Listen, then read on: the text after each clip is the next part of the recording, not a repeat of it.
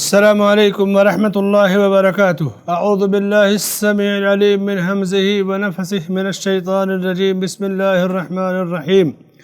واذکروا اللہ فی ایام معدودات فمن تعجل فی یومین فلا اثم علیہ ومن تأخر فلا اثم علیہ لمن اتقى واتقوا اللہ واعلموا انکم الیہ تحشرون۔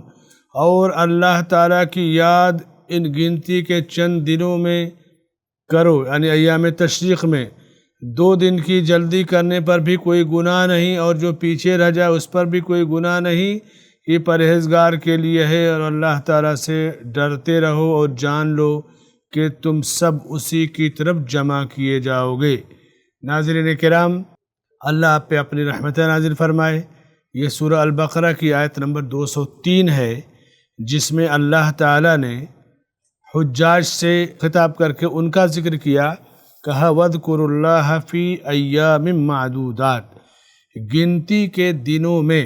گنتی کے دن 11، 12، 13 ذی الحجہ یہ گنتی کے دن ہیں۔ ان دنوں میں بکثرت تکبیرات کہنا مسنون ہے۔ حاجی حج کے دنوں میں، غیر حاجی ذی الحجہ کے ان دنوں میں۔ چونکہ حج کا ذکر ہے، حاجیوں کو خصوصی خطاب ہے، لیکن سارے لوگوں کا ذکر ہے۔ اور پھر کہا فمن تعجل فی یومین، پھر اب حاجیوں کا ذکر ہو گیا کہ جو ان 2 دنوں سے جلدی کرنا چاہے، یعنی 12 کو مینا چھوڑنا چاہے تو سورج غروب ہونے سے پہلے، اور زوال کے بعد کنکریاں مار کر سورج غروب ہونے سے پہلے چھوڑ دے، اور جو رکنا چاہے 13 کو زوال کے بعد نکلے تو ایسی صورت میں اس پر بھی کوئی گناہ نہیں، بلکہ یہ پرہیزگاروں کے لیے ہے۔ رمی جمار، کنکریاں مارنا، یہ 3 دن اس کے لیے افضل ہیں۔ 10 ذی الحجہ یوم النحر ہے، 10 کو کنکری مارنا، قربانی کرنا، سر کے بال مڈانا، طواف اور سعی۔ اس کے بعد 11، 12، 13 صرف ان جمرات کو، پہلے چھوٹے جمرے کو، پھر درمیانی کو، پھر بڑے کو کنکریاں مارنا ہے، اور اللہ کا ذکر کرنا ہے، اور اللہ کو کثرت سے یاد کرنا ہے۔ تو اللہ تعالیٰ نے اس آیت میں اسی کا ذکر کیا۔ ایام معلومات اور ایام معدودات، یہ 2 دنوں کا اللہ نے قرآن میں ذکر کیا۔ یہاں ایام معدودات ہے، گنتی کے دن، دوسری جگہ ایام معلومات کا ذکر ہے۔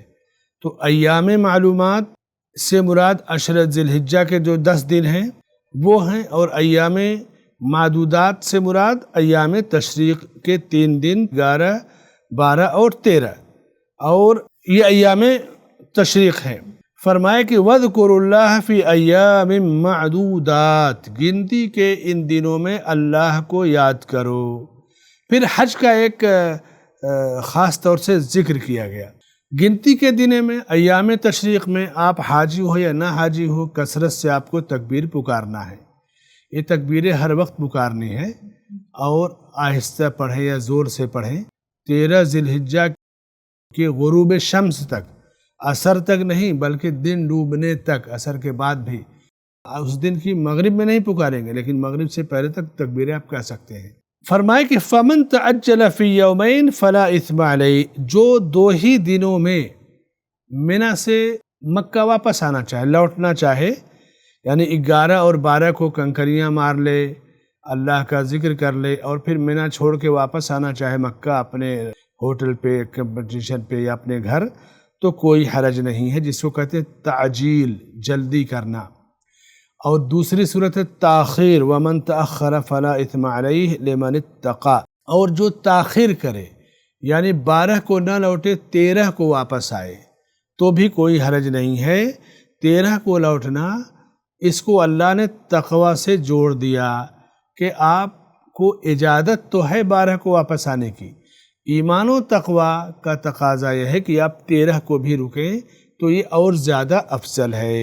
اور پھر جس طرح تم منا سے واپس اپنے گھر لوٹ رہے ہو، خیمے، ہوٹل میں، گھر میں، یا پھر طواف وداع کر کے اپنے گاؤں اور شہر واپس جاؤ گے، سنو، ایک وقت آئے گا کہ تم ایسے ہی اللہ کے سامنے پیش کیے جاؤ گے، سب کے سب تمہاری حاضری ہوگی اللہ کے سامنے۔ واتقوا اللہ واعلموا انکم الیہ تحشرون، تم اللہ کے سامنے حاضر کیے جاؤ گے۔ آج اللہ کے دربار میں حاضری تم نے دی، کل اللہ کے سامنے تمہاری حاضری ہوگی۔ اور جو جتنا زیادہ تقوی والا ہوگا اتنا اس حاضری کے اوپر اس کا ایمان مضبوط ہوگا، تقوی کے تقاضوں کو پورا اسی وقت بندہ کر پائے گا جب وہ ایمان بالآخرہ پر مضبوط عقیدہ رکھے گا۔ اگر آخرت پر ایمان نہیں ہے، اللہ کے ہاں حاضری اور پیشی کا ایمان نہیں ہے، ایسا بندہ متقی نہیں ہو سکتا۔ تو سورہ البقرہ کی آیت نمبر 203 سے جو چند فوائد اور مسائل ملتے ہیں۔ پہلا مسئلہ، اللہ تعالیٰ نے گنتی کے دنوں میں یعنی ایام تشریق میں ہمیں ذکر کرنے کا حکم دیا۔ ذکر کیسے ہے؟ تکبیرات عید، اللہ اکبر اللہ اکبر، لا الہ الا اللہ، اللہ اکبر وللہ الحمد، یہ تکبیرات ہے۔ اللہ اکبر کبیرہ وسبحان اللہ بکرۃ واصیلا والحمد للہ کثیرا، لا الہ الا اللہ وحدہ لا شریک لہ، لہ الملک ولہ الحمد وہو علی کل شیء قدیر، سبحان اللہ والحمد للہ واللہ اکبر ولا حول ولا قوۃ الا باللہ۔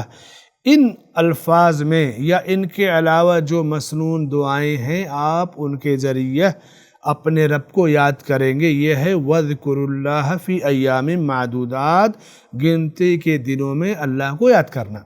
اللہ کو یاد کرنے کی دوسری صورت کہ جب گنتی کے دنوں میں 11، 12، 13 کو حاجی جب جمرات کو کنکریاں مارتا ہے تو زوال کے بعد پہلے چھوٹے جمرے کو 7 کنکری مارے گا۔ ہر کنکری کے وقت پہلے گا بسم اللہ، پھر اللہ اکبر، پھر کنکری لے گا اللہ اکبر، پھر کنکری لے گا اللہ اکبر، 7 کنکریاں مارے گا، 7 بار اللہ اکبر کہے گا۔ پھر وہیں سائیڈ ہٹ کر کے وہیں راستے میں کھڑے ہوں گے تو لوگوں کو دقت ہوگی آنے جانے میں، دائیں بائیں بہت جگہ ہے، سائیڈ میں ہٹ کر کے، کنارے ہٹ کر کے، قبلے کی طرف رخ کر کے اللہ سے دعا کریں گے، کعبے کی طرف رخ کر کے، اور پھر آگے جائیں گے تو بیچ والا جمرہ ملے گا درمیانی، پھر کہیں گے اللہ اکبر اللہ اکبر اللہ اکبر، 7 کنکری ماریں گے، ہر کنکری مارتے وقت اللہ اکبر کہیں گے، پھر کنارے ہٹ کر کے قبلے کی طرف ہاتھ اٹھا کر کے دعا کریں گے۔ اس کے بعد پھر آگے جائیں گے تھوڑا سا تو بڑا جمرہ ملے گا، تو بڑا جمرہ جب پائیں گے تو پھر اس کو مارتے وقت پہلی کنکری اللہ اکبر، دوسری کنکری اللہ اکبر، تیسری اللہ اکبر، 7 کنکریاں ماریں گے اور ہر کنکری کے وقت اللہ اکبر کہیں گے۔ تو یہ ہے اللہ کا ذکر اور اللہ کو یاد کرنے کا ان گنتی کے دنوں میں خاص ذکر، یہ حاجی کے لیے ہے۔ غیر حاجی تکبیرات کہے گا۔ مکہ سے جب آئیں گے مینا تو سب سے پہلے بڑا جمرہ پڑے گا، اور مینا سے جب آئیں گے جمرات کو کنکری مارنے تو چھوٹا جمرہ پڑے گا۔ تو اللہ نے ان ایام میں اپنے ذکر کا خصوصی طور سے بندوں سے مطالبہ کیا اور حکم دیا، اور ذکر کی یہ دونوں صورتیں جو میں نے آپ کو بتائی یہ ہیں۔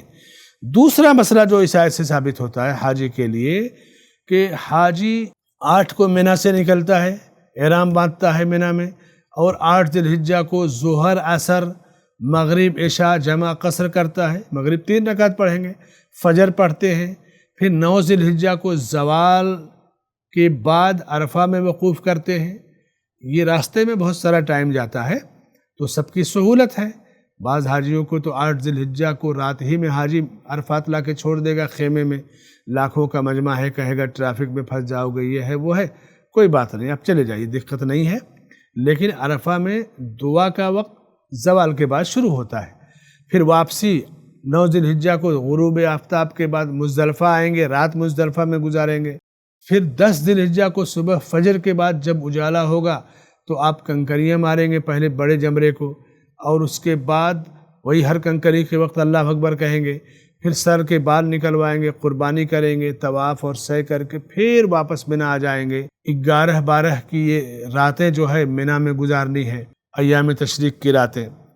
اگر آپ 12 کو ہی مینا سے نکلنا چاہیں، اپنے خیمے میں جائیں، ہوٹل میں جائیں، مدینہ جائیں، واپس آپ کی فلائٹ ہے، جہاں سے آئیں وہاں جائیں، تو آپ طواف وداع کر کے نکل جائیں۔ لیکن اگر کوئی ٹھہرنا چاہے مینا میں تو کہا کہ فَمَن تَعَجَّلَ فِي يَوْمَيْنِ فَلَا إِثْمَ عَلَيْهِ وَمَن تَأَخَّرَ فَلَا إِثْمَ عَلَيْهِ لِمَنِ اتَّقَى۔ تقوی کا ایک ذکر کر دیا گیا کہ اگر کوئی رکنا چاہے، ٹھہرنا چاہے تو اس پر بھی کوئی گناہ نہیں ہے، اور تقوی کا تقاضا یہ ہے کہ آپ 12 کے ساتھ 13 کو بھی رک جائیں۔ 12 ذی الحجہ کو سورج ڈوبنے سے پہلے منی چھوڑنا ہے۔ اگر 12 کو غروب شمس سے پہلے منی نہیں چھوڑ سکے تو پھر آپ کو رکنا پڑے گا، اور 13 کو زوال کے بعد کنکریاں مار کے منی سے جانا ہے۔ بعض دفعہ ایسا ہوتا ہے کہ حاجی اپنا سامان وغیرہ باندھ کر کے بس پر بیٹھ گیا، ٹیکسی پر بیٹھ گیا، ٹریفک کی وجہ سے اس کی گاڑی منی کی حدود سے باہر نہیں نکل پائی، سورج ڈوب گیا۔ بعض دفعہ 6 گھنٹہ 8 گھنٹہ منی سے مکہ آنے میں لگ جاتا ہے، ٹریفک اتنی ہوتی ہے۔ ایسے صورت میں وہ کیا کرے گا؟ خیمے سے واپس آئے گا یا وہ نکل جائے گا؟ جواب، اہل علم نے لکھا ہے چونکہ وہ منی سے نکلنے کی، خروج کی نیت سے، منی چھوڑنے کی نیت سے سواری پر بیٹھ چکا ہے، اب اس نے خروج کی نیت کر لیا تو وہ اپنے سفر کو جاری رکھے گا اور چلا جائے گا۔ یہاں تک کہ اگر کوئی خیمے میں ہے، سامان وغیرہ باندھ لیا، گاڑی پر رکھ دیا، اب نکل گئی گاڑی، خیمے سے 2 ہی قدم گاڑی نکلی ہے، ٹریفک میں پھنس گئی، سورج ڈوب گیا، تو بھی وہ واپس نہیں لوٹے گا، اس کا وہ خروج اور منی سے نکلنا ہی مانا جائے گا، اسے واپس آنے کی ضرورت نہیں ہے۔ یہ شریعت کی آسانی ہے۔ تیسرا مسئلہ یہ ہوا۔ چوتھا مسئلہ، تاخیر افضل ہے، تقدیم جائز اور اس کی گنجائش ہے۔ اس لیے جب تاخیر اور تعجیل، جلدی کرنے میں، منی سے نکلنے میں جلدی کرنے میں اور دیر کرنے میں جو ہے رخصت دی جائے، تو تاخیر کو بندہ اختیار کر 1 دن اور رک جائیے۔ 13 کو کنکریاں ماری، اللہ کو یاد کیجیے، آپ کے حج تو گرچہ مکمل ہو گیا، لیکن 13 کو رکنے سے آپ کی نیکیوں میں اضافہ ہوگا۔ لوگ شور کر دیں گے، ارے منی میں سناٹا ہو جائے گا، آپ خیمے میں تنہا رہو گے، حاجی نکل جاؤ، کیونکہ 60% منی خالی ہو جاتا ہے۔ تو آپ گھبرائیے نہیں، اس وقت تو صورتحال یہ ہے، 10-20 سال پہلے ایسے ہوتا تھا کہ 60-70% لوگ چلے آتے تھے، ابھی گزشتہ 8-10 سالوں سے تقریباً آدھے سے زیادہ حاجی رکتے ہیں۔ وہ معلم وغیرہ بھی ذرا کہیں گے جلدی چلو تاکہ اس کو کھانے پینے کا انتظام نہ کرنا پڑے، نہ بھی کرے، کھانے پینے کا مسئلہ نہیں، مارکیٹ سے یا ریڈی میڈ آپ لے کر کے ایک رات رکنے میں کیا ہے، رک سکتے ہیں۔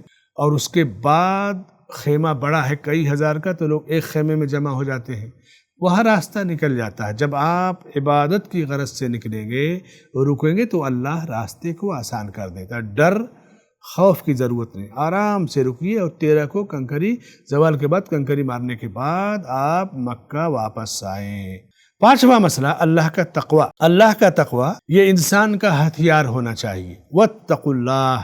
دیکھیے حج مکمل ہو گیا، اب منی سے نکلنے خروج کے بعد اب بچا کیا؟ طواف وداع، اور پھر اپنے گھر جانا ہے۔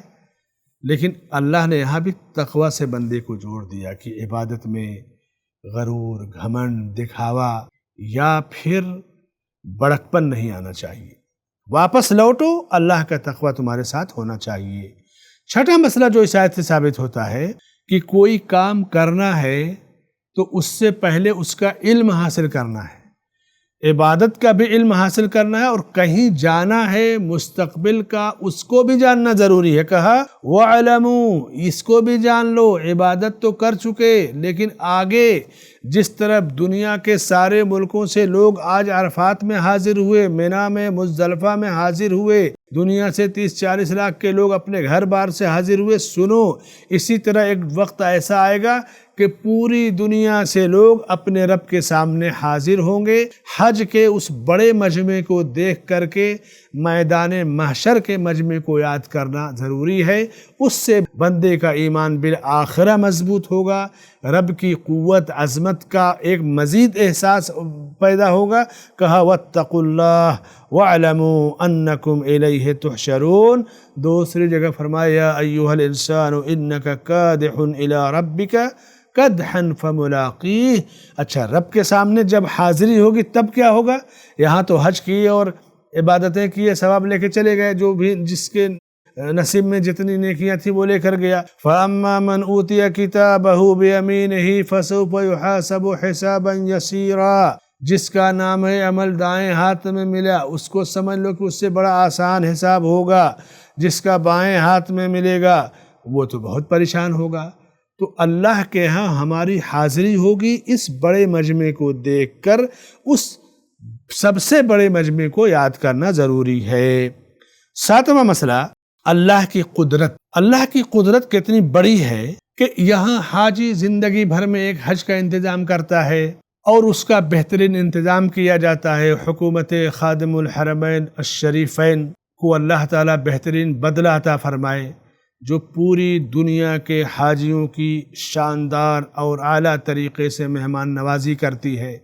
بڑی سے بڑا دشمن زندگی بھر گالی دینے والا بھی جب پہنچتا ہے جدہ ایئرپورٹ سے مکہ جاتا ہے، اس کی عقل حیران ہو جاتی ہے کہ ہم جسے گالی دیتے تھے اس نے تو کام اتنا بڑا کیا کہ اس کے لیے دل سے دعائیں نکلیں گی۔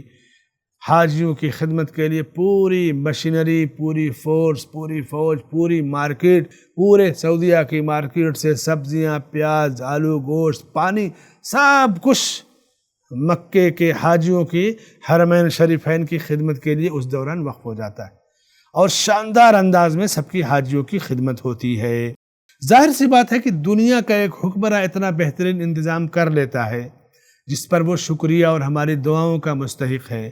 ایسی صورت میں میرے بھائی اور دوستو، ہم اس سے اپنے ایمان اور عقیدے کو اور پختہ کریں کہ اللہ کی قدرت کتنی بڑی ہے، قوی ہے، جو پوری دنیا کو میدان محشر میں جمع کرے گا، لیکن یہ جمع کرنا اس کے لیے بہت آسان ہے۔ ذالک حشر علینا یسیر، یہ تو ہمارے لیے بہت آسان ہے۔